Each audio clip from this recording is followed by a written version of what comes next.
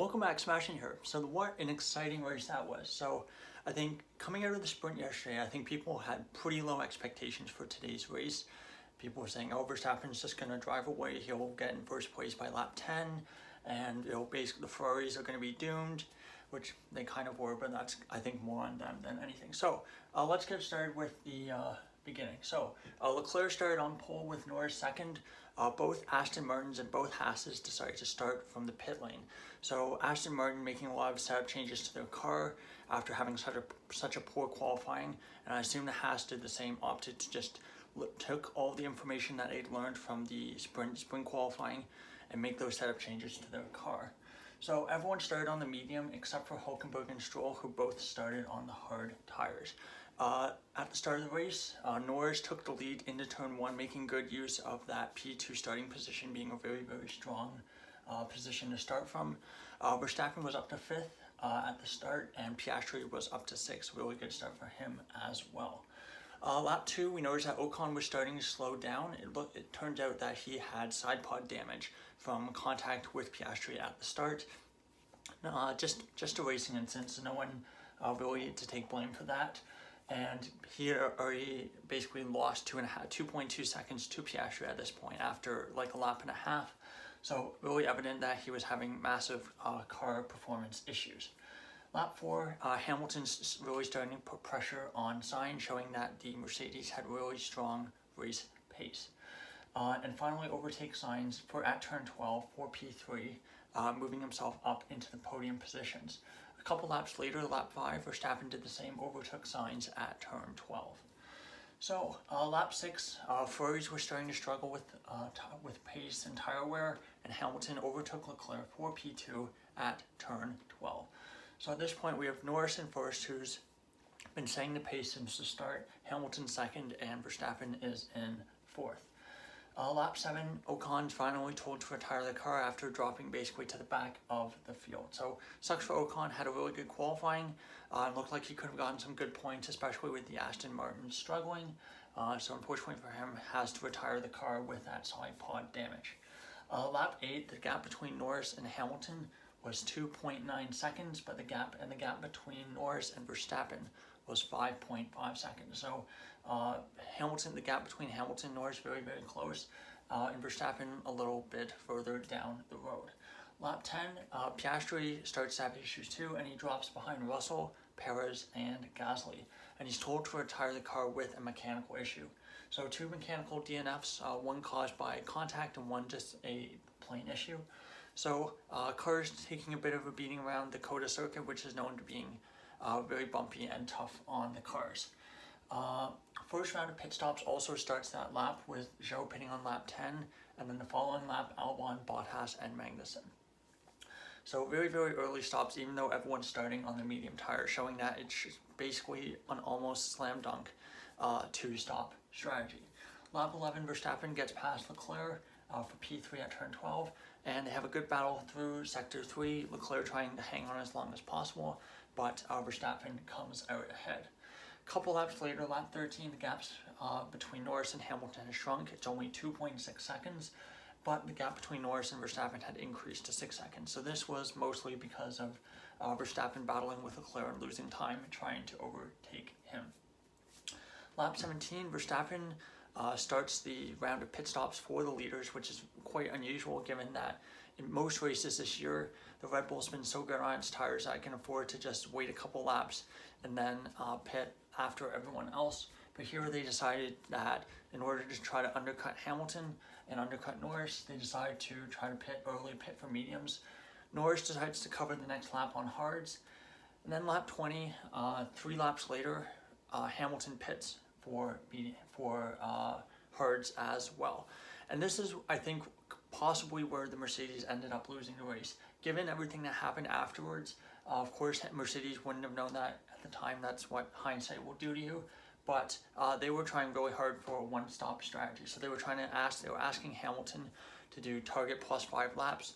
So probably about lap 23. But Hamilton isn't able to do so. He ends up pitting on lap 20. And he ends up losing track position to Verstappen because of this.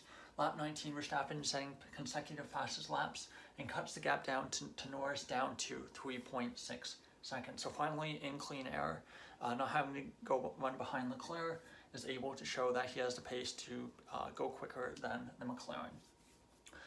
Lap 24, Leclerc's the final driver to pit, and Ferrari as well are another team that were opting to go with a one-stop strategy with Leclerc. They did a two-stop with Sainz, and Mercedes, I think as well, were trying to do a two-stop with both Russell and Hamilton. And Ricciardo, I believe, was the other driver who was planning to go on a one-stop, and we'll talk a little bit later about how that went. Let's see, where do we go? Yeah, so lap 28, Zhou and Bottas, the first drivers to pit on lap 10. They decided to start the second round of pit stops. Very, very short stint, only 18 laps on hard tires, which is not ideal, showing that at this point, the teams that have opted to go for that one-stop strategy, they really should have reconsidered and tried to just cut their losses like Hamilton would eventually do and go for the two-stop strategy. Verstappen overtakes Norris as well, so finally after gaining on Norris for quite a few laps, he overtakes Norris at turn 12 to take the lead of the race on lap 28.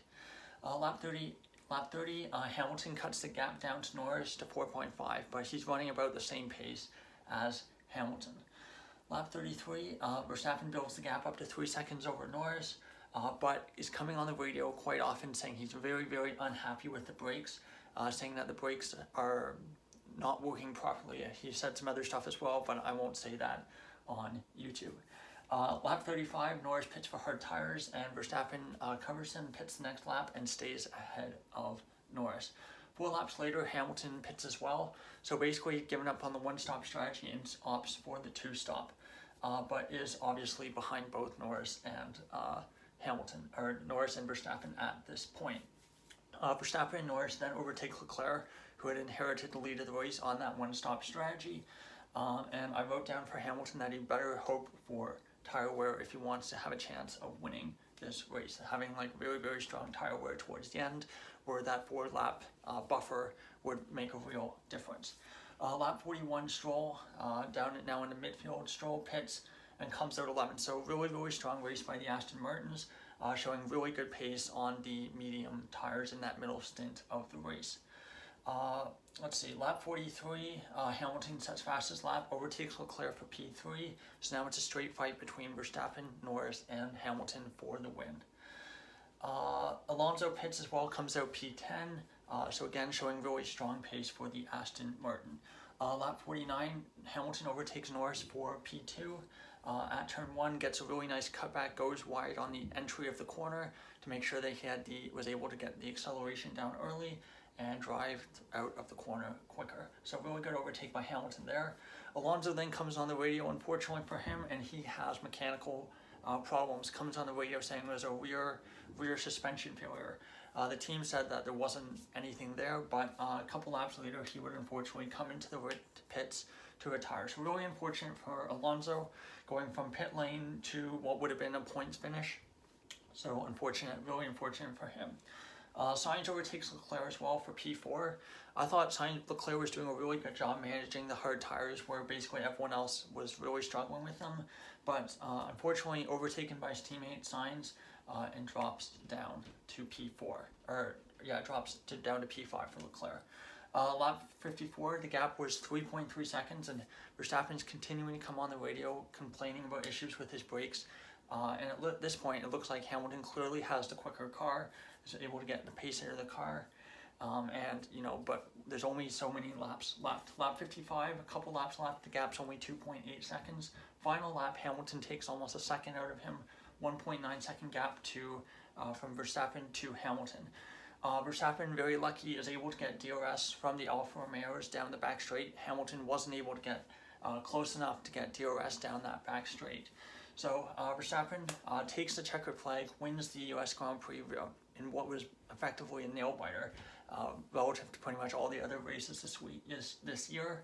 Hamilton, of course, finishes second, and Tsunoda gets the fastest lap of the race. So, a result. So, Verstappen wins 50th Grand Prix. victory, 50th career Grand Prix victory. Great result for him, managing that brake issue and managing to kind of keep his head and not go off the track at any point. Second place, Hamilton, really good result from him. I think we saw yesterday that the Mercedes had that really good race pace, and I really think for Hamilton, if they had pitted at the same lap as Norris and not wasted those 2 laps, kind of trying to do that one-stop strategy, I do think that Hamilton could have won this race. I do think so. So I think they'll be ruining themselves a bit, but I think at that point in the race, they wouldn't have known that Verstappen would have had that brake problem. Third, rounding out the podium was Norris. I think good result. Didn't really have the pace today, though.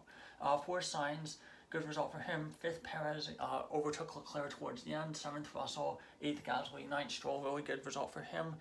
First point since the summer break. Getting points from the pit lane. And 10th, Tsunoda, really hard earned 2 points for him. Of course, point for 10th place and the point for fastest lap. 11th, Albon got a 5-second penalty for track limits. 12th, Sargent, a decent result for him given his results lately, and honestly not too far off Albon in the end, so really good for him. 13th, Hulkenberg, 14th, Bottas, 15th, Show, 16th, Magnussen, and 17th, Ricciardo. So for Ricciardo, he was very close to Tsunoda for pretty much the first half of the race, but then once they committed him to that one-stop strategy, his pace basically really fell off towards the end. They kind of gave up on the strategy and pitted for softs with like 5 to 10 laps left. So really poor strategy for the AlphaTauri on that car. And that being said, I do think pretty much everyone who did a one-stop, with the exception of Russell, lost a lot of positions. So yeah, it definitely shows that I think the 2-stop was the way to go. 3 retirements, Alonso, Piastri, both mechanical DNFs. 20th, Ocon as well, technically a mechanical DNF, but damage from contact on the opening lap. Now, taking a look at our championship standings, Verstappen, 466 points. I believe that's a new F1 record. I believe last year he was 454, so yeah, new championship points record. Of course, with the sprints and everything, more races is kind of an irrelevant statistic, but still, after 18 races, it's still pretty good. Second, Perez, 238 points. Third, Hamilton, 219 points. So only a 19-point gap between Verstappen and 19-point gap between Hamilton and Perez. Gap closing down, 4 races to go. We'll see how it goes. Fourth, Alonso holding in there, 183 points. Fifth, Sainz, 168. Seventh, 6th, Norris, 159. Sixth, Leclerc. Seventh, Norris, 156. Only 3 points behind Leclerc. Very good chance of getting 5th place in the championship, I think, now. 8th, Russell, 139. 9th, Piastri, 83. 10th, Gasly, 52. 11th, Stroll, 49. Still, even with those points, is behind Gasly, with Gasly finishing ahead of him. 12th, Ocon, 44 points. 13th, Albon, 23. 14th, Bottas, 10. 15th, Hulkenberg, 9. 16th, Show was 6. And then 17th, Tsunoda, 2 really hard-earned points, 5 points total now. 18th, Magnussen, 3. 19th, Lawson with 2. And then 20th, 21st, and 22nd, all on 0 points, are Sargent, De Vries, and Ricciardo. So, 3 big talking points from the race, I think. I think the first one will be the fact Verstappen's brakes.